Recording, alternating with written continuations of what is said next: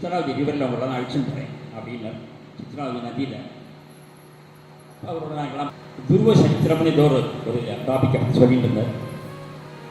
திடீர்னு என்னை கூப்பிட்டார். உனக்கு என்ன வேணும் அப்படின்னு கேட்டார். எனக்கு ஒன்றும் புரியல. நான் ரொம்ப சின்ன பையன், அவ்வளோ தூரம் எனக்கு இது இல்லை, எனக்கு மாம்பழம் ரொம்ப பிடிக்கும் பாபா அப்படின்னு சொன்னேன். அவ்வளோதானே அப்படின்னார். இன்னும் அந்த மணலுக்குள்ளே கையை விட்டு அப்படியே டக்குன்னு அப்படி எடுத்தார். ஒரு மாம்பழம் இலையோடு வந்தது. அப்படியே எங்கிட்ட கொடுத்தார். அதை வாங்கிட்டேன். வாங்கி கேட்டு வச்சுருந்தேன்.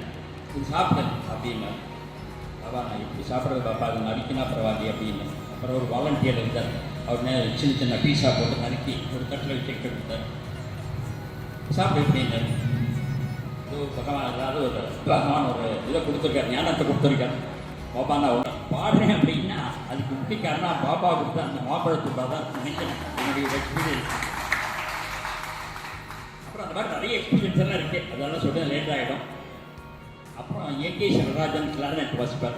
அவர் என்னுடைய தகப்பினார். டாக்டர் ரங்கநாதன் வேலை செய்து ஒரு பெரிய சமிக்கை ஆரம்பித்து தமிழ் சங்கத்தில் ஒவ்வொரு ட்ரஸ்ட்டு பஜனை நடந்தது. எல்லோரும் வந்துருந்தார்.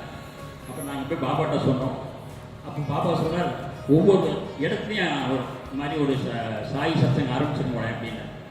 அப்புறம் கல்லுக்குழி, இளைநகர், இந்த மாதிரி சில இடத்துலலாம் அப்படியே ஆரம்பித்தோம். ஒரு 24 யூனிட் இருந்தது.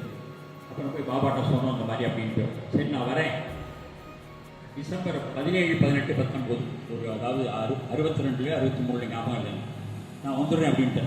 அப்புறம் ஏகே நடராஜன் ஒரு வாசலில் பந்தல் போட்டு பாபா வந்து 3 நாள் தங்கியிருந்து ரொம்ப அருமையாக எங்களுக்கு இது பண்ணி கொடுத்தேன். அப்புறம் அந்த தமிழ் சங்கத்தில் அந்த பஜன் சக்தி ஒரு நடந்துட்டு இருந்தது. அரியலூர், ஆல்குடி எல்லா இடத்துலையும் ஒரு சங்கம் அப்புறமாலாம் நடந்துட்டு இருந்தது. திருப்பி தகப்பாடு தான் அதை முதல்ல ஆரம்பித்து இந்த பஜன் செக்ஷன் அவர் தான் கையில் ஹரிபோல் வந்துச்சு வச்சுட்டு எல்லா இடத்தையும் பஜனை இருந்தால் சார் ராமலிங்க சார் சரி அவரெல்லாம் இது பண்ணி அன்றைக்கி ஆரம்பிச்சு இது இருந்தது. இப்போ தகப்பனார் தான் வந்து இதை ஓப்பன் பண்ணி எல்லாம் பண்ணார். எதுக்கு சொல்லுறதுன்னா அதை கொஞ்சம் இங்கே வந்தாலே அந்த பழைய ஞாபகம் வந்துடுறது. நான் இப்போ போகும்போது இது பண்ணுவேன். பகவானுடைய கிரேஸில் இன்றைக்கி ஏதோ ஓரளவு பகவான் என்ன சௌக்கியமாக வச்சுருக்கார்.